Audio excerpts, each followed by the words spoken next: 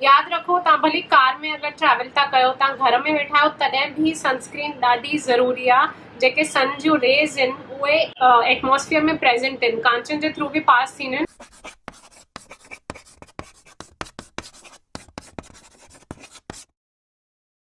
हाय guys, hi माण्हू, welcome back to the Sindhi girl YouTube channel. अॼु जो असांजो वीडियो सनस्क्रीन जे बारे में आहे। मां इहा आशा थी रखां कि इन खां अॻु जेके 2 वीडियोस मां स्किन केयर स्पेशल में ठाहिया आहिनि, पंहिंजी स्किन टाइप चेक करणु, पंहिंजे लाइ फेस वॉश सिलेक्ट करणु स्किन टाइप जे हिसाब सां एंड मॉइस्चराइज़र सिलेक्ट करणु स्किन टाइप जे हिसाब सां, उहे तव्हां ॾिठा आहिनि। उन जे कंटिन्यूएशन में ही चौथों वीडियो आहे जेको सनस्क्रीन जे बारे में ॻाल्हाईंदो। अॼु जो इहो वीडियो सनस्क्रीन जे बारे में आहे। इन वीडियो में मां तव्हांखे ॿुधाईंदमि सनस्क्रीन छो इम्पॉर्टेंट आहे, ॾाढी इम्पॉर्टेंट आहे। सनस्क्रीन में कहिड़ा टाइप्स हूंदा आहिनि, तव्हांखे सनस्क्रीन कहिड़े टाइप जी वठणु खपे एंड फाइनली मां तव्हांखे थोरा एग्जाम्पल्स बि ॾेखारींदमि सनस्क्रीन जा। सनलाइट माना उस में जाम अल्ट्रा वायलेट रेज़ हूंदियूं आहिनि, उनमें UVA, UVB, UVC and infrared rays हूंदियूं आहिनि। मां इन जे डिटेल में न वेंदमि, पर मां तव्हांखे एतिरो ॿुधाइण थी चाहियां कि सनस्क्रीन अगरि असां न हणंदासीं त असांजी स्किन जाम जल्दी एज थींदी, जाम जल्दी रिंकल्स ईंदा एंड सनस्क्रीन असांखे सनलाइट जेकी अचे थी उन मां प्रोटेक्ट कंदी आहे, त उहो हिकिड़ो लेयर थी वेंदो आहे फेस ते एंड इहा सनस्क्रीन हर 2-3 कलाक में हणणी पवंदी आहे। जेके UVA रेज़ आहिनि उहे सनलाइट मां जेके उस मां रेज़ ईंदियूं आहिनि 95% UVA रेज़ थींदियूं आहिनि।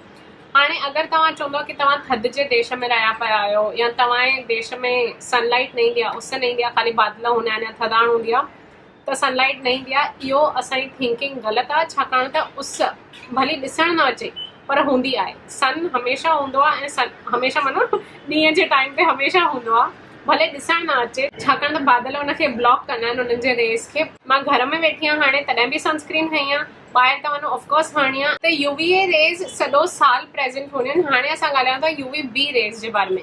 इहे रेज़ हिकदमि पावरफुल हूंदियूं आहिनि, सुबुह 10 खां मंझंदि जो 4 जे विच में एंड समर सीज़न में वधीक इन्हनि जो असरु थींदो आहे। इन्हनि ॿिन्ही रेज़ मां अगरि असां पाण खे प्रोटेक्ट न कंदासीं त स्किन कैंसर थियण जी चांस आहे एंड इन्हनि ॿिन्ही रेज़ खां पाण खे प्रोटेक्ट न कयो त प्री मेच्योर एजिंग माना असां नंढी एज में वधीक एज जा लॻंदासीं ऐं स्किन प्रॉब्लम्स बि थी सघंदा आहिनि। त सनस्क्रीन ख़ाली असांखे सन जे रेज़ खां न बचाईंदी आहे, बट उन्हनि मां जेके प्रॉब्लम्स थींदा आहिनि उन्हनि मां बि। अॼु मां तव्हांखे ॿुधाईंदमि कि सन मां जेके UVA, UVB rays, infrared rays ईंदियूं आहिनि उन्हनि सां छा तकलीफ़ूं थी थियूं सघनि अगरि असां सनस्क्रीन न यूज़ कई त। हिन वीडियो में मां फुल डिटेल में नथी वञा, तव्हांखे मां बेसिक ॻाल्हियूं थी ॿुधायां, मथां जेके इंपॉर्टेंट ॻाल्हियूं आहिनि उहे थी ॿुधायां। हाणे मां तव्हांखे ॿुधायोमांव कि सनरेज़ खां अगरि असां पाण खे प्रोटेक्ट न कयो त छा छा प्रॉब्लम्स थी था सघनि एंड असां भली घर में वेठा हुजूं, भली थधियुनि जो मौसम हुजे, बरसातूं हुजनि, सनरेज़ ॾिसणु न अचनि, तॾहिं बि असांखे सनस्क्रीन हणणी आहे। हाणे सनस्क्रीन 2 टाइप्स जूं थींदियूं आहिनि, physical sunscreens and chemical sunscreens. उन्हनि टाइप्स जे बारे में असां डिटेल में न ॻाल्हाईंदासीं, पर मां हाणे तव्हांखे ॿुधाईंदमि कि कहिड़ियूं 3-4 ॻाल्हियूं हुजणु खपनि तव्हां काई बि सनस्क्रीन वठो या यूज़ कयो उन्हनि में। हाणे पहिरीं ॻाल्हि SPF फैक्टर जेको थींदो आहे, SPF माना सन प्रोटेक्शन फैक्टर, इहो हर सनस्क्रीन ते लिखियलु हूंदो आहे। SPF 30, 50, 15, 70 बि ईंदियूं आहिनि। त जेको SPF फैक्टर आहे जेको असांखे सन खां प्रोटेक्ट थो करे, सन प्रोटेक्शन फैक्टर, उहो मिनिमम घटि में घटि 30 हुजणु खपे। 30 खां घटि आई थिंक कुझु फ़ाइदे जो न आहे। घटि में घटि 30 जेको फैक्टर आहे उहो असांखे सुठी तरह प्रोटेक्ट कंदो एंड जिन जी ब्राउन स्किन आहे, एटलीस्ट मुंहिंजी डार्क स्किन आहे, इंडियन स्किन लाइ, एशियन स्किन लाइ SPF 50 डॉक्टर सजेस्ट कंदा आहिनि, छाकाणि त उहो ॾाढो सुठो प्रोटेक्शन ॾींदो आहे। 30 हिकदमि बेसिक आहे, 50 थोरो मिड लेवल आहे, सुठो कैटेगरी आहे प्रोटेक्शन जो।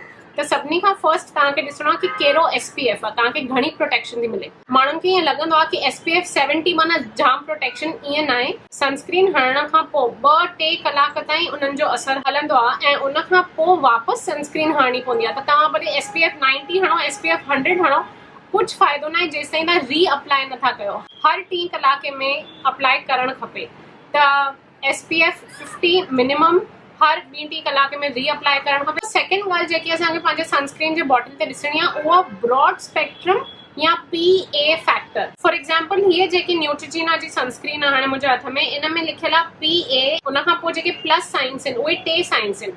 त PA+++ इहा निशानी आहे कि इहा तव्हांखे UVA रेज़ मां बि बचाईंदी एंड UVB रेज़ मां बि, जेके सन मां अचंदियूं न किरणूं सूरज मां, त उनजो UVA ऐं UVB रेज़ ॿिन्हिनि मां असांखे बचाइणु खपे सनस्क्रीन खे। एंड जिन सनस्क्रीन्स ते इहो PA फैक्टर न लिखियलु आहे, अगरि उन्हनि ते इहो अखर लिखियलु आहे ब्रॉड स्पेक्ट्रम, माना ब्रॉड स्पेक्ट्रम, उन में UVA, UVB 2 ॻाल्हियूं कवर थियूं थियनि, त उहो बि हले। पहिरीं ॻाल्हि SPF 30 घटि में घटि हुजणु खपे ऐं ॿी ॻाल्हि इहो PA++ हुजणु खपे या त ब्रॉड स्पेक्ट्रम अखर, इहे अखर हुजणु खपनि। हाणे मूंखे तव्हांखे ॿुधाइणो आहे कि सनस्क्रीन कहिड़े कहिड़े टाइप्स में ईंदियूं आहिनि। पहिरीं सनस्क्रीन जेकी मां तव्हां सां डिस्कस थी करणु चाहियां उहा आहे डॉक्टर डेनिस ग्रोस जी डार्क स्पॉट सन डिफेंस।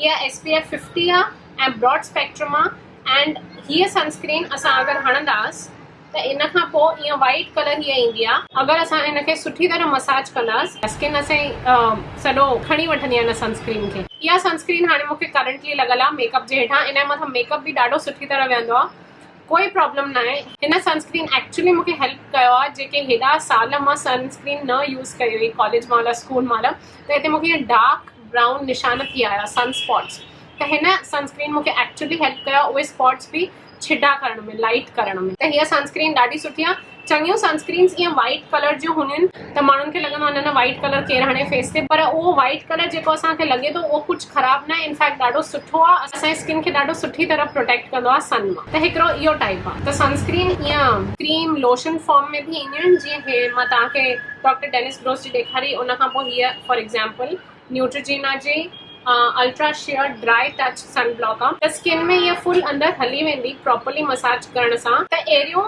जिन में कुझु कलर न आहे उहे बि सनस्क्रीन्स ईंदियूं आहिनि जेके तव्हांजे फेस ते सुठी तरह अब्जॉर्ब थी वेंदियूं, बट कुझु कलर मिक्सड न आहे। ॿी टाइप जी जेकी सनस्क्रीन ईंदी आहे उहा थोरो टिंटेड फॉर्म में हूंदी आहे, माना उन्हनि में थोरो कलर हूंदो आहे, जीअं तव्हांखे उन जे मथां मेकअप करण जी ज़रूरत न पए। किन किन खे इहो वाइट कलर न वणंदो आहे सनस्क्रीन्स जो, त किन किन कंपनीज़ अहिड़ियूं सनस्क्रीन्स कढियूं आहिनि जीअं तव्हांखे फेस ते कुझु बि वाइट कलर न हुजे, तव्हांजे स्किन जो कलर ई लॻे। फॉर एग्जाम्पल हीअ ला रोश पोज़े जी एंथीरियोस, हीअ ॾाढी फेमस सनस्क्रीन आहे, ॾाढी सुठी आहे, जाम ॼणा यूज़ कंदा आहिनि ऐं हिन जा ॾाढा सुठा रिज़ल्ट्स आहिनि। SPF 50 UVB UVA broad spectrum आहे एंड हे ईअं लॻंदो आहे।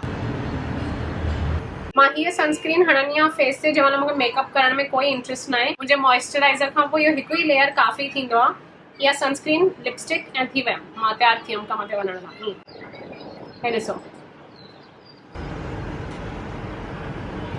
इहा मुंहिंजी one of the favourite sunscreens आहे। अगेन ला रोश पोज़े, मां हिन जे बारे में तव्हां सां मॉइस्चराइज़र जे वीडियो में बि ॻाल्हायो, ॾाढी सुठी ब्रांड आहे, कुझु रिएक्शन न, सेंसिटिव स्किन लाइ बि ॾाढी सुठी आहे। सनस्क्रीन हर स्किन टाइप खे हणणु खपे, त तव्हांजी कहिड़ी बि स्किन टाइप हुजे उन स्किन टाइप सां मैचिंग काई न काई सनस्क्रीन प्लीज़ वठो एंड रोज़ हणो। मां तव्हांखे वाइट कलर जूं सनस्क्रीन्स ॾेखारियूं जेके वाइट कलर क्रीम वांगुरु या लोशन वांगुरु हूंदियूं आहिनि, उन खां पोइ कलर्ड सनस्क्रीन्स ॾेखारियूं। हाणे ॿियो तरीक़े जूं जेके सनस्क्रीन्स ईंदियूं आहिनि उहे ईअं स्टिक फॉर्म में ईंदियूं आहिनि, जीअं तव्हां ॾिसी था सघो हीअ ट्रांसपेरेंट स्टिक आहे। हीअ जेकी सनस्क्रीन आहे इहा बूट्स जी सुल्तान ब्रांड जी आहे। इहा किड्स लाइ sun protection stick 50 very high protection SPF 50+ SPF UVA ऐं UVB ॿई प्रोटेक्शन आहिनि। इहा स्टिक फॉर्म में आहे। हिन हथ ते मुंहिंजे कुझु बि न लॻल आहे, हे ॾिसो,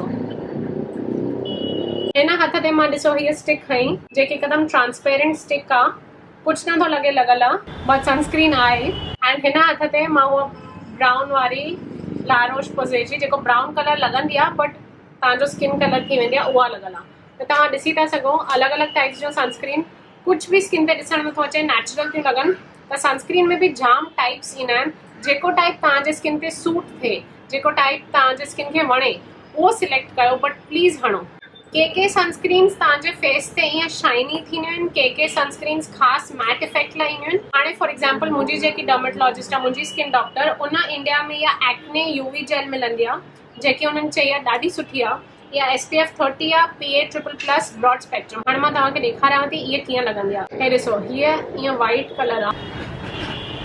हाणे हीअ जेकी आहे इहा जिन खे मोहिरा हुजनि, एक्ने प्रोन स्किन लाइ ॾाढी सुठी आहे। हीअ बि सॼी स्किन में अब्जॉर्ब थी वेंदी आहे सुठी तरह एंड हिकदमि स्किन मैट लॻंदी आहे। किन किन खे वणंदो आहे न भई असांजी शिकिल चिमके न, भई पसीना न लॻनि, भई ईअं न लॻे भई पसीना आहिनि। तव्हां हिते ॾिसी था सघो हिकदमि मैट थो लॻे मुंहिंजो इहो एरिया स्किन जो। त इहे कुझु टाइप्स जूं सनस्क्रीन हुयूं। यादि रखो, तव्हां भली कार में अगरि ट्रैवल था कयो, तव्हां घर में वेठा आहियो, तॾहिं बि सनस्क्रीन ॾाढी ज़रूरी आहे। जेके सन जूं रेज़ आहिनि उहे एटमॉस्फेयर में प्रेज़ेंट आहिनि, कांचनि जे थ्रू बि पास थींदियूं आहिनि, तॾहिं सनस्क्रीन ॾाढी ज़रूरी आहे। अगरि तव्हांजी नॉर्मल स्किन आहे त तव्हांजे फेस ते काई बि सनस्क्रीन सूट थींदी, बाक़ी तव्हां पंहिंजे फेस टाइप जे हिसाब सां सनस्क्रीन्स वठी था सघो। जिन जो ड्राई फेस टाइप आहे उन्हनि लाइ मॉइस्चराइज़िंग सनस्क्रीन्स बि ईंदियूं आहिनि।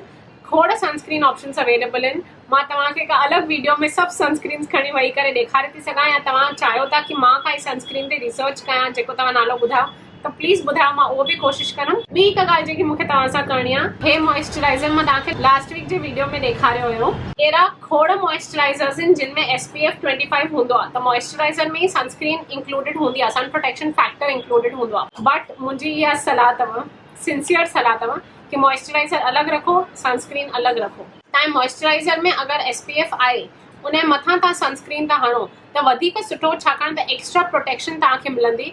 बट जेके मॉइस्चराइज़र्स में SPF 25 या SPF 30 हूंदा आहिनि, कोशिशि कयो कि तव्हां उन्हनि जे मथां बि हिकिड़ी प्रॉपर सनस्क्रीन रखो। ॿई अलॻि अलॻि प्रोडक्ट्स खे यूज़ कयो, छाकाणि त उहे तव्हांजे फेस खे प्रॉपरली प्रोटेक्ट कंदा। मॉइस्चराइज़र जो कमु आहे मॉइस्चराइज़ करणु, सनस्क्रीन जो कमु आहे सन खां प्रोटेक्ट करणु तव्हांखे। त ॿिन्हिनि जो अलॻि अलॻि कमु आहे, प्लीज़ ॿई अलॻि अलॻि प्रोडक्ट्स यूज़ कयो। मूंखे ख़बर आहे चङा ॼणा चवंदा आहिनि कि न असां त मॉइस्चराइज़र न हणंदासीं, माखी हणंदासीं, या घर मां कोई न कोई प्रोडक्ट हणंदासीं मॉइस्चराइज़ेशन लाइ, बट सनस्क्रीन लाइ कोई बि होममेड प्रोडक्ट उनजो सोल्यूशन कान्हे। प्लीज़ काई सुठी सनस्क्रीन वठो, पंहिंजे फेस ते हणो।